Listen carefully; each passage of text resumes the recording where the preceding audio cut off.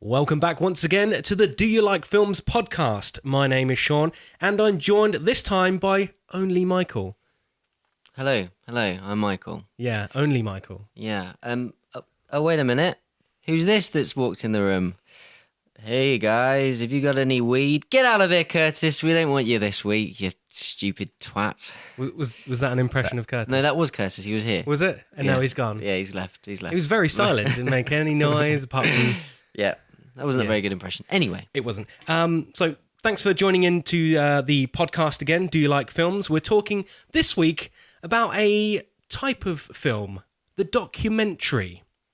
And we're going to be talking on topics of what do you think makes a good documentary? Our favourite documentaries. What do you think separates a good documentary from, say, a normal movie that touches on the same subject? And so on and so forth. I think maybe to begin with, do you want to give me a few of your favourite documentaries that you may have seen over the past couple of years or very recently? Yeah. And we'll get rolling from there. I've spoken to you about this a million times. Grizzly Man is probably my favourite documentary ever. Now, there's a little bit of a story around this. When we first did a podcast together, it wasn't the Do You Like Films podcast. We've got a, let's say, sister podcast called The First Time I. The very first time we did that, we met up a couple of times beforehand, sort of sorting out what we want to do, going over ideas, and then you were like, okay, here's a bunch of DVDs, and basically shoved them into my hand, and Grizzly Man was one of them. Mm-hmm. And that must have been a couple of months ago, maybe 3 or 4 months ago, and I hadn't watched it up until maybe 3 or 4 weeks ago. And I had it there, and it was sitting there, and I don't know why I didn't watch it. Sometimes I have this image in my mind of what a movie is going to be, and then if I'm not in the mood for that particular movie, then I just don't watch it. And I remember you just saying it's a movie about grizzly bears, but it's not really so much about the grizzly bears. I thought it was going to be one of these sort of David Attenborough nature documentaries that are pretty good, but you know what's going to happen. The bears do what bears do, and then, you know, thanks for joining us. We'll see you next time. But this is more of a story about the human involved within the movie Grizzly Man. So I'm very glad that you turned me onto that DVD, and I watched it, loved it, thought it had some very, very interesting concepts, and Werner Herzog, he's an interesting guy, and his narration he's got a fantastic laugh. voice as well. Yeah. I think is something that, although it sounds quite simple to say, a voice can elevate a documentary so much. I mean, you see with David Attenborough, whenever he does Planet Earth or anything like that, it adds like another level to what you're watching. And I do think that Werner Herzog's voice and the way he talks in that is just it's bloody enchanting. And the thing is, I always thought like Werner Herzog was a documentary filmmaker, and he was interested in a subject, so he pursues the subject, he finds people interested in it. But from what I've found out, he just has a vague interest in something, and then doesn't really do much research, but goes to the people and learns as the audience is learning, if that makes sense. So that's a really if I wanted to pick idea. up, you know, if I wanted to know more about rugby, I've never watched a game of rugby in my life, and I'm not really wanting to get into rugby. But if I did, I guess the best way for me would to go and find rugby players, rugby managers, rugby fans, and speak to them and learn what rugby means to them, and then that's the way to learn about it. Whereas I think other documentaries, somebody will say, okay, I've got a topic and it's about rugby, and I'll research and I'll go through the history and I'll watch matches and I'll go play matches and visit matches and watch matches and stuff, and then do the documentary. And I think that's a really interesting way of going about it. I totally agree with you. Some of the other ones that I've watched, Super Size Me, King vs. Kong, Man vs. Snake, which are documentaries about arcade games, essentially, which sounds like the most boring documentary, but again, it's not really about the arcade games, it's about the people behind them, and it's got some absolutely fascinating characters in them, and I think they'd be in my favourite documentaries ever. Bowling for Columbine, Blackfish, Religion, which is by Bill Maher, I think his name is. Religulous, is it? Like religion, but ridiculous. Religulous? I think it's called I think that. it's called Religion. I should have done more research. Food Inc., Cowspiracy, Walmart, High Cost of Low Price.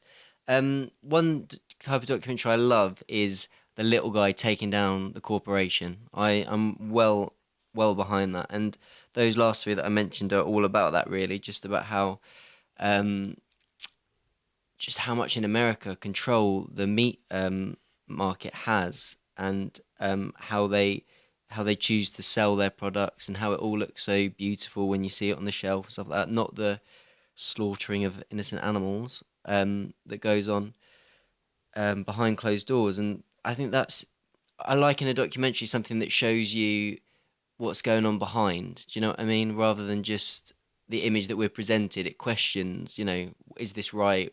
Look, we should know more of this. Like, why are we not told this stuff? Yeah, I think that's the power of a documentary, really, isn't it? It gets into the nitty gritty. It goes beyond what you see on the surface. It's not just about, hi, Walmart, what do you do? Oh, we sell things at low prices. We sell guns and bullets, which is weird, and we sell all this meat and all this candy and stuff. Whereas a documentary can go in and find out why, where, how. Yeah, how have you got how are you able to sell those things at such a low price? And that the Walmart one's really interesting, just because it shows towns that have had Walmarts built there in recent years, and there's that optimism and that excitement when a Walmart's coming to your area, but then it's the effect it has on local businesses and things like that. It was really interesting just to see what you're sacrificing by getting something for slightly cheaper, just how much of an effect it's having on your local area.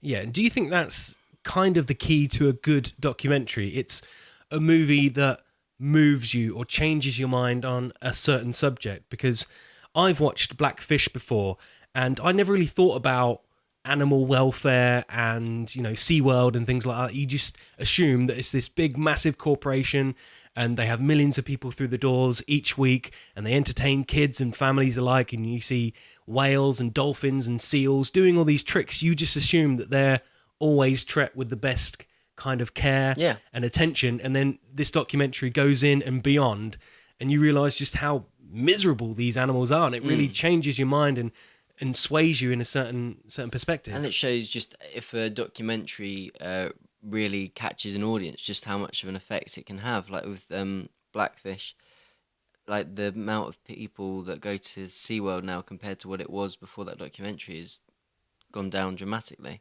Although I do actually have an issue with Blackfish, because a lot of it is from the trainer's point of view at the time, and they were going, "Oh, it was so horrible. They did this, they did that." It's like, "Oh, you still took the money though, did you? You still got paid each week. You still turned up. Why didn't you say it then? Oh, the corporation. Well, why didn't you say it then?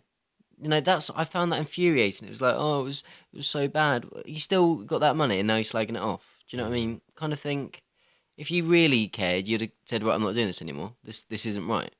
I'm not going to work unless you sort out the orca's beds." Yeah, or his little fins a bit floppy. Can we make it stiffer? Come on, give him something. Give him a stiffer fin. That's my issue with it. Yeah, not enough stiff fins. Do you remember kind of the first documentary that you ever watched that made you realise that this is a compelling and interesting form of storytelling?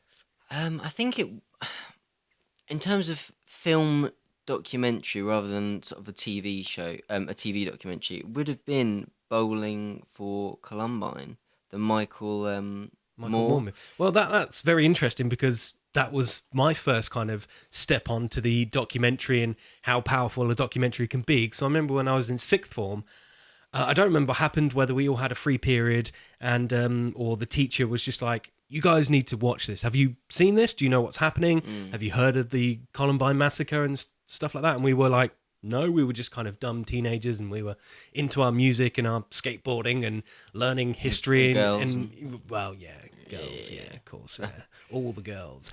And the teacher just said, sit down and watch this. And we're like, oh, documentary, that's boring. We're going to watch people be interviewed and things like that. And then by the time the movie ended, we were just fixated with the idea of a documentary and how powerful it was, telling this story of not just there was these weird kids who were into like video games and metal music that went and massacred all these people, but it was like There's so many more issues beyond that. Their upbringing, their family, their mental stability. And I just remember one really poignant thing, and it was an interview that Michael Moore did with Marilyn Manson. And at that point in time, I was into that kind of music. So like, I was like, oh, Marilyn Manson's in this. This is really cool. And just thinking, oh, he's this shock metal guy who dresses up like a woman in spandex and wears makeup and sings about, all these crazy controversial topics. And Michael Moore just says, what would you say to the kids? What advice would you give to these kids, prior to them shooting up this school? And he just goes, I wouldn't say anything. I would listen to them.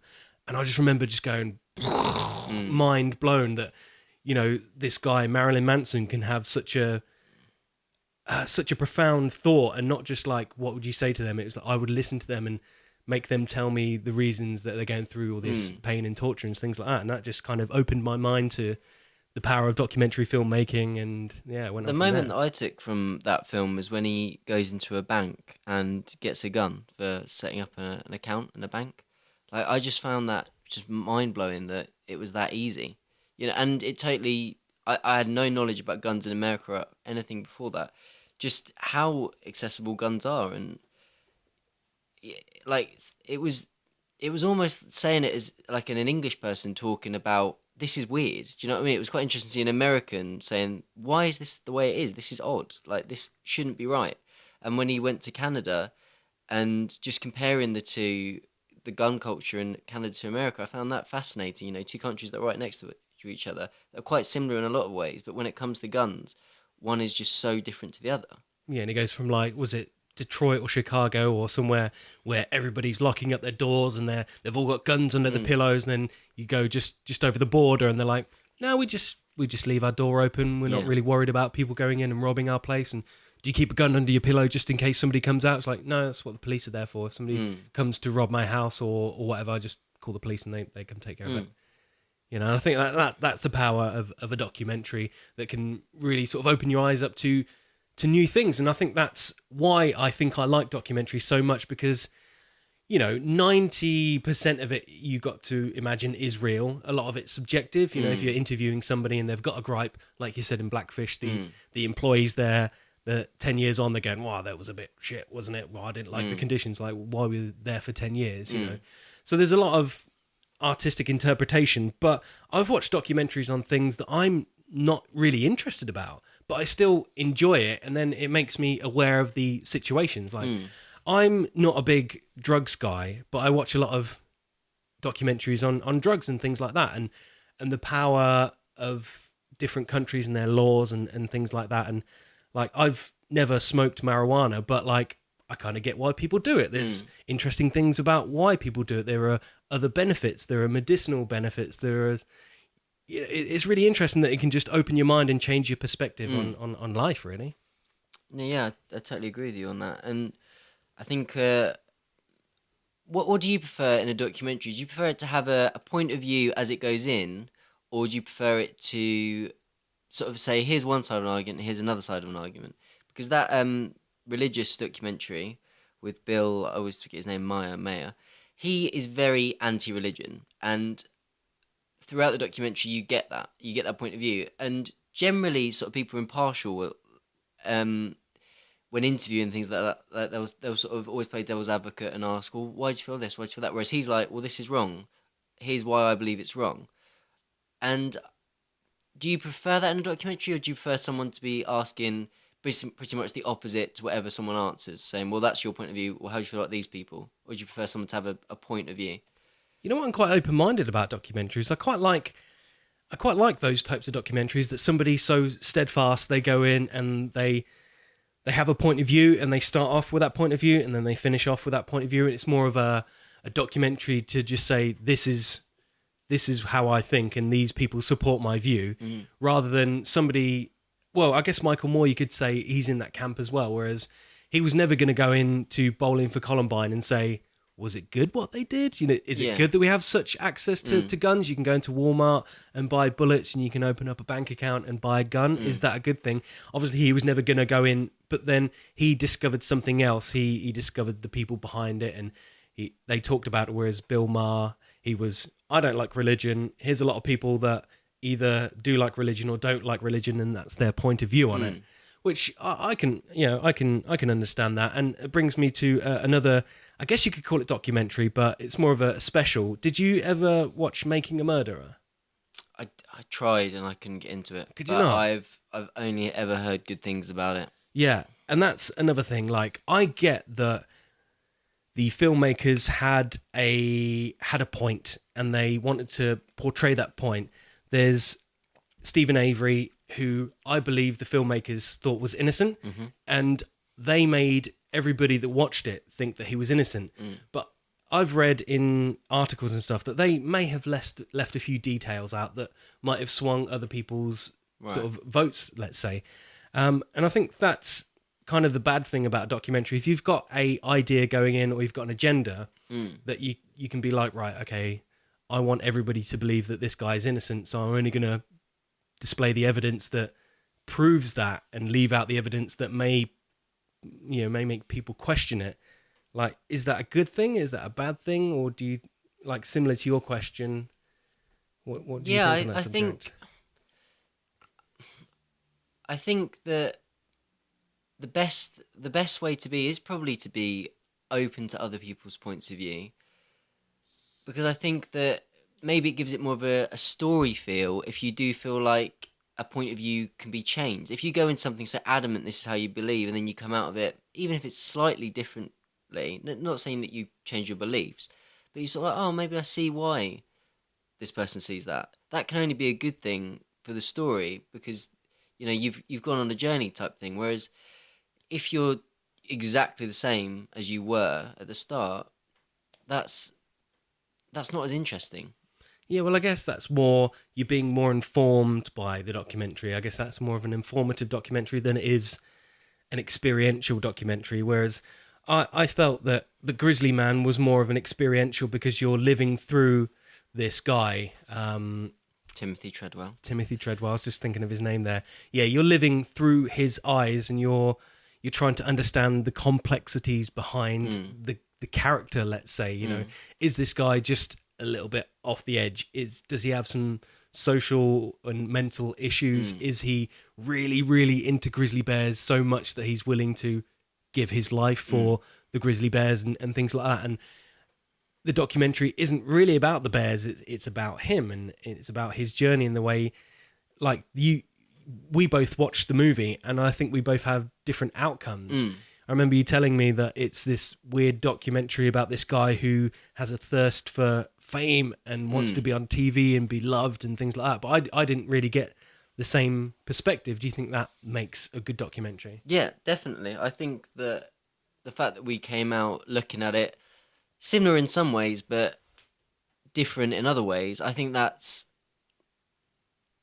it's a better documentary to talk about afterwards. But then again, does it make it a better should a documentary just be completely factual, this is how it is, or should it be more of a talking point at the end of it, like, oh, I see how that person is, and I think differently to it? I think if it's too factual, then it can come across as a bit like the news, basically. It's like, here was a guy, he was interested in grizzly bears, and he went into the wilderness, and then eventually it caught up with him. That's not really an interesting story, whereas the interesting story is like Werner Herzog is narrating over the footage that this guy filmed of himself. And that's another subject that I wanted to touch on as well. Like, in movies, an actor portrays a character. In a documentary, essentially, everybody is themselves. But do you think you're ever going to get a true version of themselves if they're being interviewed? Or Timothy Treadwell, like, do you think that's the truest version of him, or do you think there were glimpses of it and part of it was an act? I think that there's always going to be, you're aware that there's a camera there, unless it's weird that I'm going to mention Kim Kardashian, but Kim Kardashian has spent pretty much the last 10 years with a camera on her, so I genuinely believe that in moments in her show, there's no acting. It's because she's just immune to cameras now. She spends her life around them. Whereas I think that if you are having a documentary made on you, or not necessarily the film produced, the direction, things like that, the person who's being documented, there is going to be an element of acting. There is going to be an element of, this is my moment. This is my chance to shine, or even the other way, like you're gonna go introverted and there's a camera on me, and so I think that you can get the best documentaries can get people as genuine as they possibly can be, but I do think at times you are gonna be trying to push your agenda or acting different because you have a camera on you. Definitely. Yeah, I completely agree with that. Have you seen the documentary Indie Game: the movie? I think I did, but ages ago. See, I don't know why, and I guess this is the interesting thing about documentaries. Like, it's not really a subject that I'm like intent and interested in so much, like indie game development. But I've watched the documentary multiple times, and every time I watch it, I'm just astounded at how interested and enthralled and enthusiastic I get about the documentary. And it's really quite weird because all it is essentially following 3 different indie game developers and their story about making a video game. But Maybe because it's more than that, though. Maybe Yeah. it's the idea of the trying that you're so interested in. If you forget that it's about video games, it's the idea of that we all want to succeed in life, and it's a very difficult market, isn't it? That's the point of the documentary, showing how difficult it is to get your game out there. So to see people trying and conquering hurdles, is that the thing that you were interested in about it? I think you're probably right. Yeah, it's just the story of these people who have a vision and they have a goal and they try so hard, they put in so many hours and they care so much about this project that I guess in doing that it makes me invest in their, not their characters because they're real people, but invest in their projects, in their dreams, in their hopes, in their visions and things like that. And I guess it's just a way of a storytelling device to get you to care about these characters.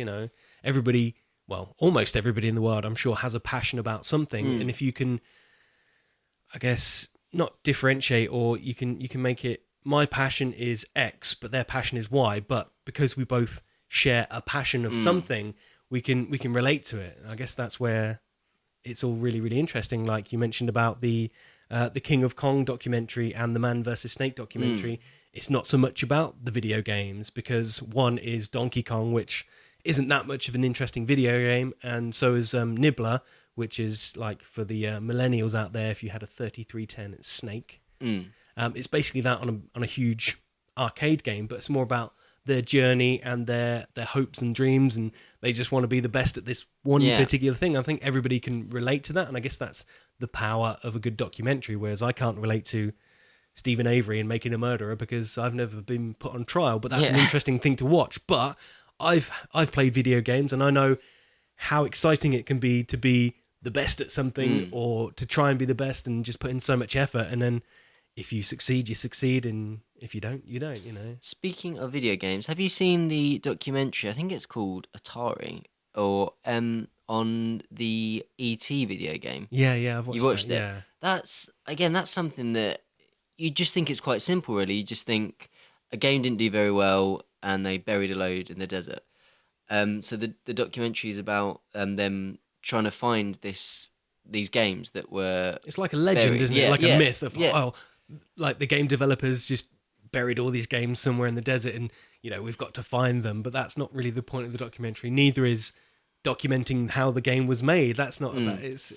But then and then the thing that I found really interesting, they found the guy who just basically kept on winning because he kept on releasing great games after great games for this company, and he was sort of like the hot property, and he was put in charge of ET.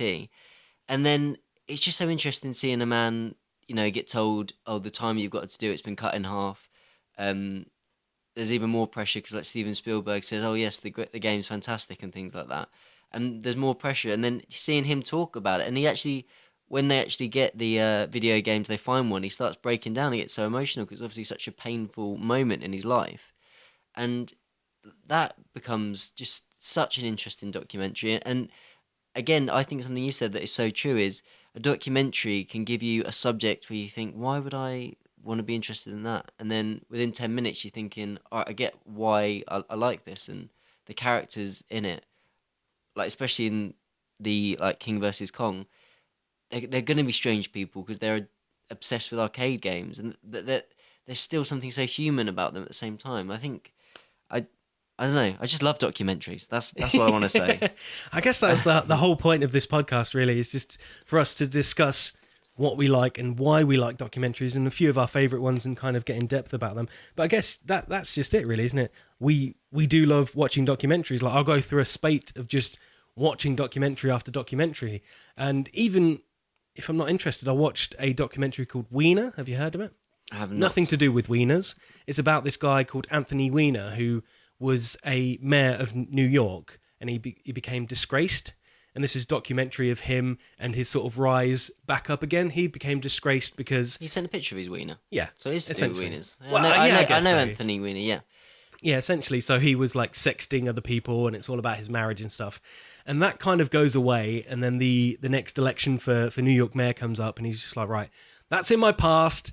That's all put behind me. Let's go forward. Let's Wiener for mayor and all this sort of stuff. And then, like 2/3 throughout the documentary, he just does it again, and it all comes out during the filming of the documentary, and You're like, oh my God, how can this bloke was probably on the verge of becoming mayor again, and he just decides to just text pictures of his dongs to people and stuff like that, and it's just this insane thing about the humans and the human condition of, like, he's got this beautiful wife, and he's got kids, and he's got a career that everybody would probably want, and he's got fame and people love him, but I guess he's just got this side of himself that needs to show his dong off to people, and it's so odd. And then just see how he comes down from it and how it affects his family and things like that. And I think that's another aspect of documentary filmmaking, where you expect it to go in one way. You expect it to be the rise of this guy who fell so flat early in his career, and then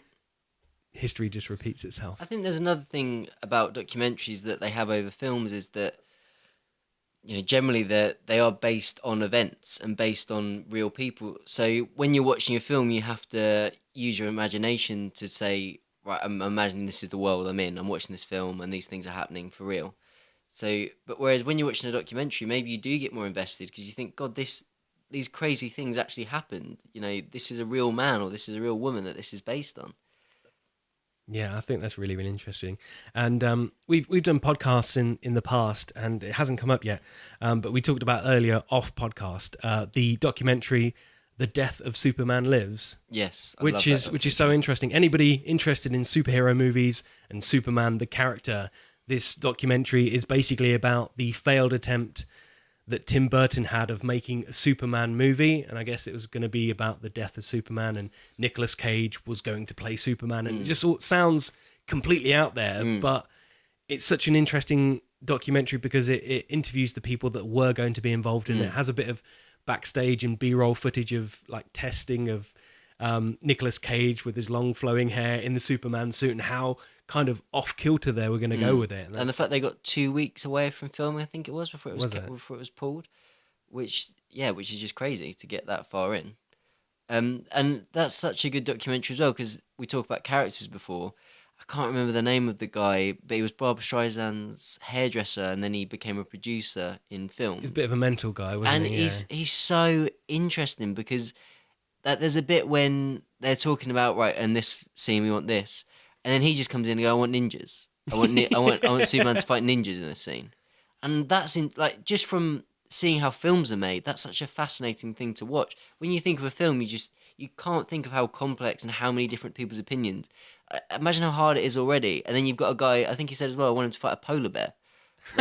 He just comes in and just says, and I think he even decided the ending that he's going to fight a giant spider. Yeah, because that was in at that point, wasn't it? Like Wild Wild West was out, and that was Will Smith and this weird steampunk. No, I think that came afterwards, because he was the producer on Wild Wild West, and he got a spider in that. Oh, he got his spider fix. Yeah, he got. So that's just so interesting that you think that to get to the top of your profession, you must have to be brilliant. You've worked hard. But it just shows that sometimes it is what you know. I mean, this guy was Barbra Streisand's hairdresser, and he became a producer on films. And he just went, I want this in it, I want that in it. And people had to bite their tongue and go, yeah, all right then, we'll have that. Yeah. If it means we get another 10 million, fine, yeah. Yeah, have Superman fighting ninjas. Yeah. It just batter them. It's ridiculous. He would just be like, just get out of the way. Yeah, but they're ninjas. He's Superman. Unless they have kryptonite swords. But anyway.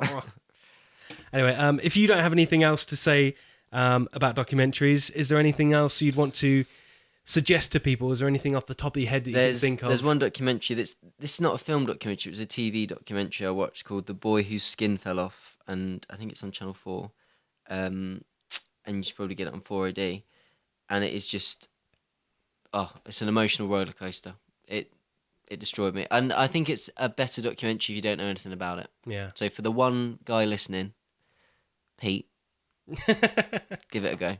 Yeah, and if I could just recommend one I've watched recently, it's Carrying On. So if you like Bowling for Columbine, if you like Michael Moore and Sicko and Fahrenheit 9/11, I recently watched Where to Invade Next. Really, really, really interesting. Michael Moore goes around the world and he invades their country to find the best parts about them. Like, he takes all the bad parts about America, like no universal healthcare, like school costs so much, and military and prison and police and things like that, and goes to different countries and finds out what's best for them in an attempt to take it all back home to present to Americans so that they can see what happens around the world. And I think it's a really interesting take on that sounds like subject. a really good documentary. Yeah, I would I'll give it a watch. Excellent. So that brings us to the end of the Do You Like Films podcast, the documentary version. I've been Sean Crerand, and on behalf of Mr. Curtis Scott, I want to say thank you. Thank you from me, Michael. And we'll see you again next time. Bye.